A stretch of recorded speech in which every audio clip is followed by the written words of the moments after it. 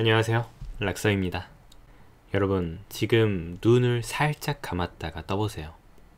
제 말이 들리시나요? 안타깝게도 아직 현재시군요. 만약 눈을 감았다 떴을 때 여러분의 과거 혹은 미래로 가 있다면 어떠실 것 같나요?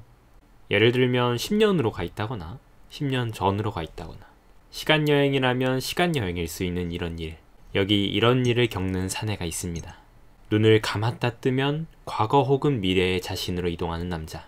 다만 언제 이동하는지 알 수 없고 어느 시점으로 이동할지 알 수 없다는 게 문제라면 문제지만요.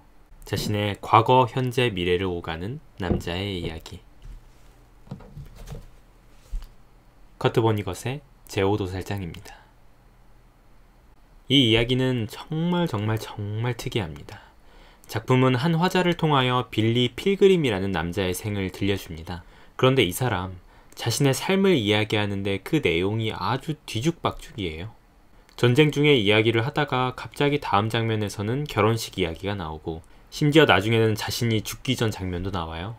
눈을 감았다 뜨면 갑자기 미래 혹은 과거로 이동해 있는 자신을 발견하게 되는 거죠. 게다가 그 와중에 외계인에게 납치된 이야기도 나옵니다. 트라팔마도어인에게 납치되어 이 트라팔마도어 행성에 가서 동물원의 동물처럼 구경거리가 되어 지내기도 하죠. 이렇듯 작품은 빌리 필그림이라는 인물의 예고 없는 시간 여행을 보여주며 빌리의 인생을 조망합니다. 아무래도 잘 이해가 가지 않으실까요? 그럼 조금 더 자세하게 이야기해보죠. 이 빌리의 시간 여행을 이해하기 위해서는 이 트라팔마도어인에 대해 알아볼 필요가 있습니다. 트라팔마도어인에게 시간은 단속적인 직선의 형태가 아닙니다. 이 존재들은 시간을 동시에 살아요. 과거, 현재, 미래를 한 점에 놓고 사는 거죠. 의식적으로 그러는 것이 아닌 이것이 그들이 시간을 인식하는 방식입니다. 그러니 이들에게 시간의 구분은 의미가 없죠. 간단히 말하여 그들에게는 모든 것이 현재와 다름없으니까요. 이런 삶을 산다는 것은 이미 정해진 삶을 산다는 것과 같습니다. 미래의 일들은 현재에 이미 체험되어 모두 예정된 것이 되죠. 돌발 행동은 존재하지 않습니다. 이는 단 한 번에 결정된 시간이 아니니까요. 다르게 행동하면 미래가 바뀌는 그런 개념이 아닙니다. 영원 반복되는 과정 속에서 이미 모든 일들은 고정되어 나타나는 것이죠. 이들의 시간은 언제나 그래왔고 언제나 그럴 것이죠. 이는 바뀔 수 없습니다. 그들에게 시간은 바로 이런 것입니다. 이에 관해 아주 재미있는 장면이 하나 있는데요. 이 빌리에게 트라팔마도어인이 우주의 끝에 대해 말해주는 장면입니다. 우리는 우주가 어떻게 끝날지 알고 있어요. 가이드가 말했다. 거기에 지구는 아무런 관계가 없어요. 지구도 사라져버린다는 것 말고는. 도대체 우주가 어떻게 끝납니까? 빌리가 말했다. 우리가 터뜨려버리죠. 우리 비행 접시에 새 연료 실험을 하다가요. 트라팔마도어의 어떤 시험 비행사가 시동 단추를 누르고 그 순간 우주 전체가 사라집니다. 그런 거지. 빌리가 말했다. 그걸 안다면 그걸 막을 수 있는 방법이 있지 않을까요? 그 조종사가 단추를 누르는 걸 막을 수 없나요? 그 조종사는 늘 그걸 눌렀고 앞으로도 늘 누를 겁니다. 우리는 늘 누르게 놔두었고 앞으로도 늘 놔둘 겁니다. 그 순간은 그렇게 구조화되어 있습니다. 이 트라팔마도어인에게 잡혔던 빌리도 그들과 시간을 동일한 방식으로 살아갑니다. 그래서 빌리는 자신 삶의 모든 순간을 이미 살았고 살고 있고 살게 되는 거죠. 전쟁 포로였던 시절과 심지어 그가 죽는 순간까지 모든 시간을 구조화된 상태에서 동시에 살아갑니다. 이 기묘한 빌리의 시간여행, 이제 조금 이해 가실까요? 이 작품에서 주요하게 다뤄지는 사건은 드레스덴 폭격입니다. 작중 화자도 그렇고 화자가 소개하는 빌리 역시 이 전쟁 포로로 붙잡혀 드레스덴에 갔던 경험이 있죠. 그곳에 폭격이 있을 거라고는 아무도 상상하지 못했다고 작품은 말합니다. 드레스덴은 주둔 병력도 거의 없는 위험한 군사시설이 있는 곳이 아니었다고 말하고 있죠.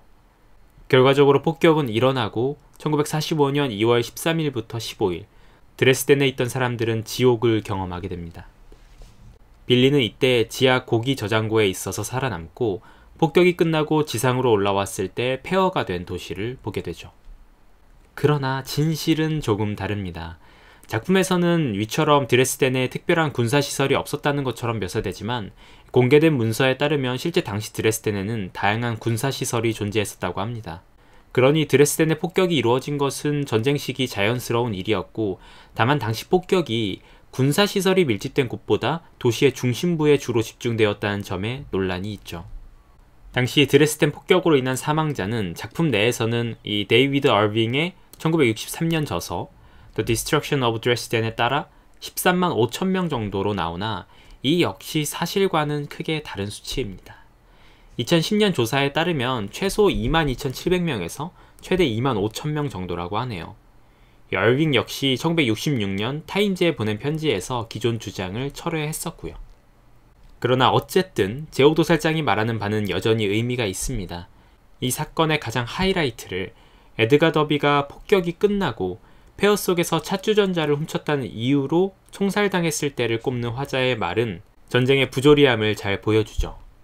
빌리는 그가 경험한 전쟁의 모든 과정에서 영문도 모른 채 끌려다니고 모든 죽음은 희극적으로 혹은 무미건조하면서 이해하기 힘든 부분으로 묘사됩니다. 이는 작품에서 100번도 넘게 반복되는 표현으로 분명히 나타나고요. 누군가 죽는 묘사가 나올 때마다 반복되는 한마디 So it goes. 뭐 그런 거지. 반전. 앞선 논리로 제오도살장은 대표적인 반전소설로 꼽힙니다. 이는 제오도살장이 당시 베트남 전쟁에 대한 여론에 힘입어 크게 주목받았던 이유기도 하죠. 이와 관련되어 조금 동떨어져 있다고 생각이 드는 빌리의 시간여행 역시 깊이 생각해보면 반전이란 키워드와 아주 밀접한 관계를 맺고 있습니다. 빌리는 끝없는 시간여행으로 전쟁을 계속해서 경험합니다. 그에게 이 전쟁은 한 번이 아니라 영원한 상태와도 같죠. 어느 순간으로 흐를지 모르는 자신의 인생의 모든 구간을 무작위로 경험하는 빌리. 그의 시간여행은 탄생부터 죽음까지라는 자신의 닫힌 세계를 결코 벗어날 수가 없습니다. 전쟁은 영원하고 전쟁으로 인한 고통 역시 영원하죠. 실제 전쟁을 경험한 이들이 PTSD로 평생을 시달리는 것처럼 말이죠. 전쟁의 부조리함과 평생을 지속되는 끝없는 고통. 이 역시 제오도살장이 반전소설로 읽히는 이유입니다. 운명론 혹은 결정론. 자유의지에 대한 의문을 던지는 제오도살장. 많은 작가들의 작품들이 그렇듯 이 작품도 커트 보니것의 자전적 요소를 많이 담고 있습니다. 커트 보니것 본인이 드레스덴 폭격의 생존자였거든요. 빌리 필그림이 살아남았던 것처럼 커트 보니것도 당시 지하 고기창고에서 폭격을 피해 살아남았죠. 그 자신의 경험을 살려 아주 재치있는 방식으로 표현한 작품입니다. 다만 이런 뒤죽박죽의 시간이동은 처음에 낯선 감각을 주고 도대체 무슨 이야기인지 헷갈리게 만드는 경향이 있습니다. 그러나 뒤로 갈수록 점차 선명해지는, 마치 퍼즐을 맞추듯 맞춰가는 이야기는 시간이 갈수록 아주 재미있게 읽었어요. 여러분이라면 모든 것이 예정된 삶을 살아간다는 것이 어떠실 것 같나요? 자유의지는 존재하지 않는 것처럼 보이고 내 모든 노력 역시 예정되어 있는 삶. 어차피 변하지 않는다면 매사에 최선을 다할 필요는 없어 보이지 않을까요? 그러나 가만히 생각해보면 아이러니하게도 모든 게 예정된 삶을 살아간다는 건 매 순간 최선을 다하는 삶입니다. 모든 게 정해져 있다면 나는 그 순간 그 이상도 이하도 할 수 없죠. 그게 유일하고도 내가 취할 수 있는 최선의 선택이니까요. 바꿀 수 없는 삶. 그러나 바꿀 수 없기에 최선을 다하는 삶. 아이러니하죠.